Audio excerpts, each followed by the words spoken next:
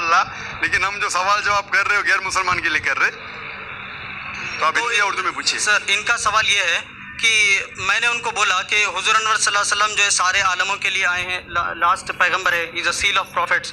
तो आप बोले कि मैं उनको समझा कि बाइबल में, यानी आप ही के, मैं QTV पे प्रोग्राम्स देखता हूँ और उसी का मैं इनको समझाया, तो वो मेरे को पूछ रहे थे कि ऐसा बाइबल में किधर है कि जीसस क्राइस्ट सिर्फ क्रिश्चियंस के लिए आए, वो पूरे आलम के लिए नहीं है, जबकि पूरे दुनिया में क्रिश्चियंस है, तो सिर्फ Christians everywhere in the world. भाई साहब का सवाल है कि मैंने कहा कि जितने पैगंबर मोहम्मद सल्लल्लाहु अलैहि वसल्लम के पहले आए वो सिर्फ अपने कौम के लिए आए और सारा पैगाम महदूद था एक वक्त के लिए। तो वो ये पूछते हैं कि बाइबल में कहाँ लिखा है कि ईसा अलैहिस्सलाम सिर्फ यहूद के लिए आए थे। मैं पहले कुरान मजीद का हवाला दूंगा। कुरान में कहा गया है सूरह इमरान सूरह नंबर 3 आयत नंबर 49, सूरह इमरान चैप्टर 3 वर्स 49, ईसा अलैहिस्सलाम बनी इसराइल के लिए भेजे गए थे। ये लिखा है कुरान मजीद में सूरह सफ में भी सूरह नंबर 61 आयत नंबर 6 में कि ईसा अलैहिस्सलाम बनी इसराइल के लिए आए थे। लेकिन मैं जानता हूँ कि आप ईसाई है, कुरान मजीद में शायद नहीं माने, नो प्रॉब्लम। अगर आप बाइबल पढ़ेंगे, बाइबल में लिखा है gospel of Matthew chapter number 10 verse number 5 और 6 में ईसा अलैहिस्सलाम कहते हैं अपने अपोस्टल से, go ye not into the way of the gentiles. Gentiles के मानी है नॉन जूज, यहूद के अलावा, अगर चाहे वो मुस्लिम हो, हिंदू हो, क्रिश्चियन हो, उन्हें कहते हैं जेंटाइल्स। ईसा अलैहिस्सलाम कहते हैं अपने शागिर्दों से, अपोस्टल से, go ye not into the way of the gentiles, enter ye not into the city of the Samaritans, but rather go to the lost sheep of the house of Israel. आप गैर यहूद लोगों के पास मत जाओ, उनके शहर में मत जाओ, एंटर मत करो, लेकिन rather go to the lost sheep of the house of Israel, उनके पास जाओ जो यहूद लोग हैं, जो भटके हुए लोग हैं, जो यहूदी लोगों में से जो भटक गए हैं अपने दीन से, उनके पास जाओ।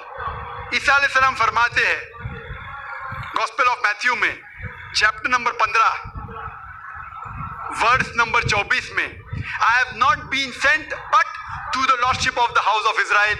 मैं नहीं भेजा गया हूं लेकिन सिर्फ वो यहूदी लोग के लिए जो भटक गए हैं, ईसा अलैहिस्सलाम कहते हैं। तो बाइबल में लिखा हुआ है कि ईसा अलैहिस्सलाम सिर्फ यहूदी के लिए आए थे, क्योंकि ईसा अलैहिस्सलाम भी यहूदी थे, खुद भी यहूद के लिए आए थे, यहूदी लोगों के लिए आए थे, और कहा अपने साथियों से भी कि आप सिर्फ यहूदी के पास जाओ। Hope that answers the question.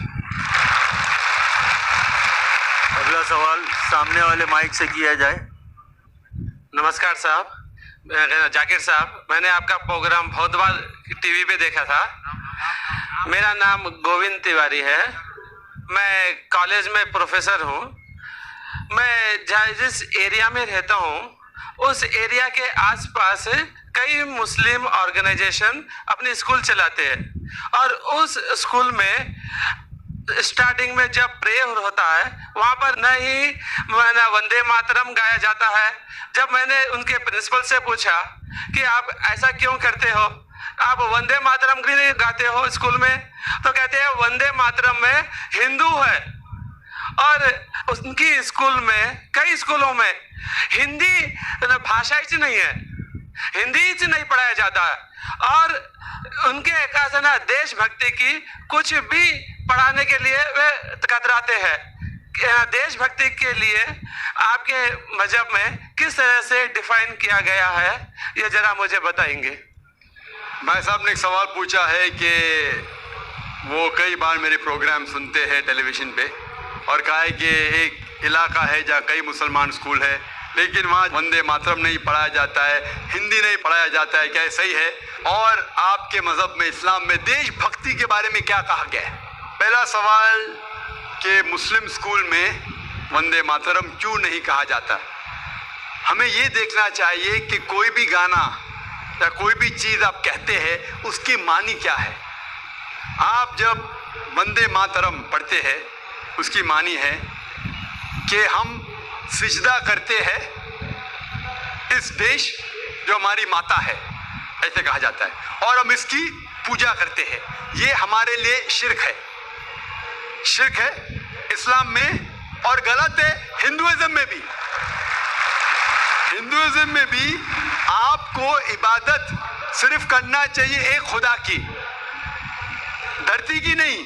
तो हिंदुइज्म में भी गलत है, क्रिश्चियनिटी में भी गलत है, इस्लाम में ही गलत है। लेकिन आम हिंदू अपने मजहब को नहीं जानते, अपनी मजहबी किताबें नहीं पढ़े हैं, इसीलिए कोई भी आप गाना गाते हैं अगर उसके खिलाफ है, अल्लाह सुब्हानहू व तआला के खिलाफ है, भगवान के खिलाफ है, तो ऐसा गाना गाना गलत है।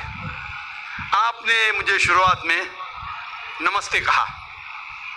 नमस्ते, नमस्ते के क्या मानी है भाई साहब, आप बोल सकते हैं? नहीं पता क्या मानी है? माइक्रोफोन ऑन कीजिए जरा भाई साहब का। नमस्ते मतलब मैं सर झुका के मैं आपको नमन करता हूँ। हाँ, सर झुका के आप मुझे नमन करता हूँ। नमन करता हूं। सर झुका के मुझे नमन करना शिर्क है, हराम है, प्रोहिबिटेड है। आप मेरे सामने भी सर नहीं झुका सकते, चाहे आप मुझसे मोहब्बत करते हैं, चाहे आप मेरी इज्जत करते हैं, फिर भी आप मेरे सामने सर नहीं झुका सकते। सर झुकाना चाहिए तो सिर्फ खुदा के सामने, अल्लाह के सामने, और मैं खुदा नहीं हूं। आप जानते हैं, आप मेरी इज्जत कर सकते हैं, मेरी बात जो मैं कहता हूं उसके ऊपर अमल कर सकते हैं, लेकिन आप मेरे सामने सर नहीं झुका सकते। इसीलिए मैं जवाब में आपको कहूंगा अस्सलामु अलैकुम, आप पे सलामती हो, आप पे सलामती हो। आप समझे ना? मैं आपके सामने झुक नहीं सकता हूं। ये सिर झुकेगा तो सिर्फ अल्लाह के सामने, सिर्फ खुदा के सामने।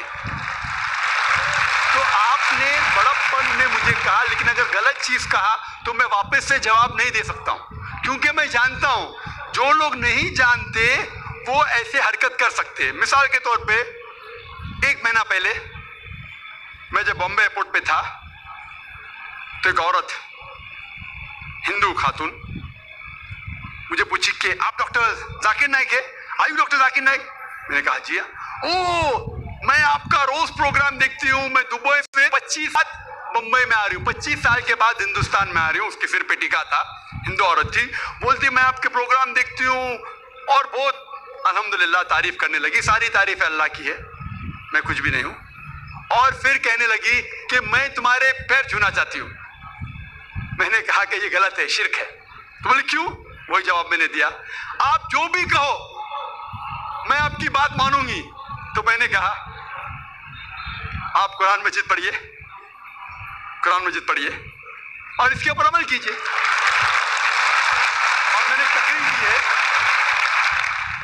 Similarities between Islam and Hinduism, इस्लाम और हिंदुइज्म में यकसानियत, और साबित किया है कि हिंदुइज्म में भी लिखा है कि आप सिर्फ एक ईश्वर की इबादत करना चाहिए, जितने ऋषि आने वाले उनमें मानना चाहिए, और मोहम्मद सल्लल्लाहु अलैहि वसल्लम में भी। तो आपको अगर कुरान और वेदा पे अमल करना चाहिए जो यकसा है, आपको एक खुदा में मानना पड़ेगा और आखिरी पैगंबर मोहम्मद सल्लल्लाहु अलैहि वसल्लम पर। आपका और एक सवाल था कि हिंदी क्यों नहीं पढ़ाई जाती है, हिंदी मुस्लिम स्कूल में क्यों नहीं पढ़ाई जाती है? कुछ स्कूल में हो सकता है, लेकिन मेरे हिसाब से अक्सर स्कूल में